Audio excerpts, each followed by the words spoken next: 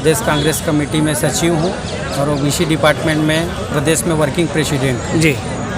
और मैं अपने व्यथा व्यक्त करने यहाँ एआईसीसी तक पहुँचा हूँ। मेरे साथ सैकड़ों कार्यकर्ता हैं, उधर बैठे हुए हैं जी।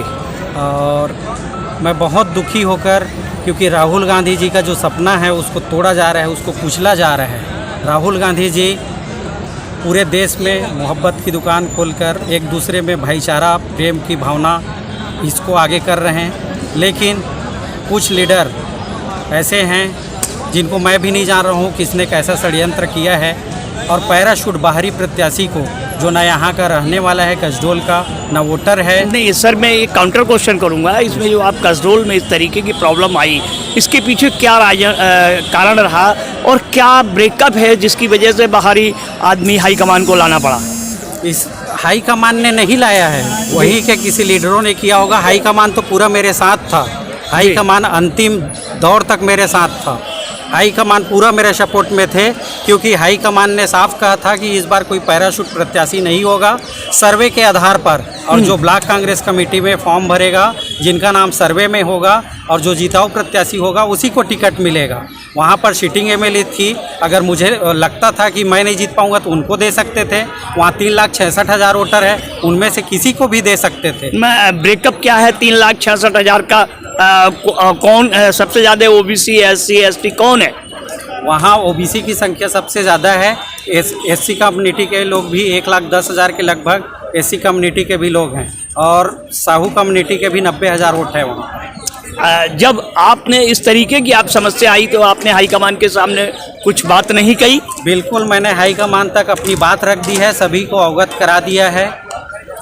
शैलजा जी से आपकी बात हुई? शैलजा जी इंचार्ज थी वहाँ की, छत्तीसगढ़ की, तो उनसे कोई जब मीटिंग चल रही थी, जब आपकी सीटों का प्रिपरेशन चल रहा था, उस वक्त आपकी कोई बात नहीं हुई?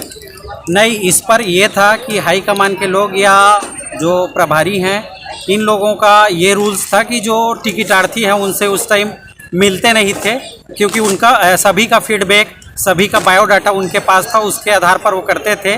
लेकिन जब लगा कि हमारे साथ गलत होने वाला है तो सभी लोगों को अवगत कराया गया था, नीचे लेवल से लेके हाई कमान तक, इवन सोनिया गांधी के टेबल तक ये मैसेज पहुंचाया गया है। बाहरी प्रत्याशी कौन है और किस कास्ट का है, जो कास्ट कॉम्बिनेशन उन्होंने बाहरी प्रत्याशी में देखा?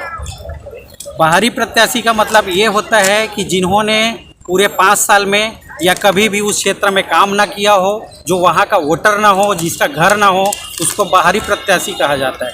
उन्हीं में से अभी जो वर्तमान में टिकट डिक्लेयर किया गया है वो बाहर से हैं, रायपुर से आए हुए। लेकिन इसका कारण क्या है सर, कि जिस तरीके से वर्तमान सिटिंग एमएलए को दरकिनार किया गया और सेकंड लीडरशिप को दरकिनार किया गया, ऐसा क्या कारण रहा कि कहीं में ये पीछे से किकबैक तो नहीं चला? अब वही चीज़ है, मैंने आपको शुरू में ही कहा कि राहुल जी चाहते हैं मोहब्बत की दुकान, लेकिन नीचे की लीडरशिप है वो कुछ और चाहते थे, लोकल लीडर्स लोगों को नहीं चाहते थे।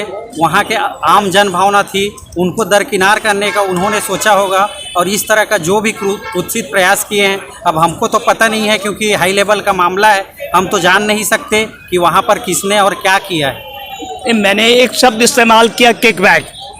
किकबैक का मतलब आप समझ गए, तो कहीं ऐसा तो नहीं हुआ है? अब उसके बारे में तो मैं ज़्यादा नई जानकारी नहीं है मुझे, किसने क्या किया है।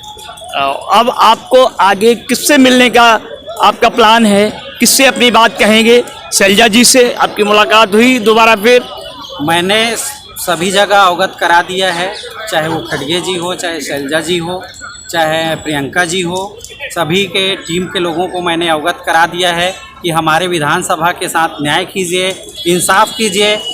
मैं ये नहीं बोल रहा हूँ कि मुझे ही टिकट दीजिए, आपको जो भी लगता है, लेकिन जो वहाँ मेहनत करता है, जो सबके सुख दुख में खड़ा होता है, उनमें से किसी को भी टिकट दीजिए। ये अर्जी मैंने सभी जगह लगाई है, सभी लोगों ने बातों को गंभीरता से लिया है, सुना है। उनकी भी कुछ मजबूरियाँ रही होगी, उस मजबूरी के बारे में मुझे ज्ञान नहीं है।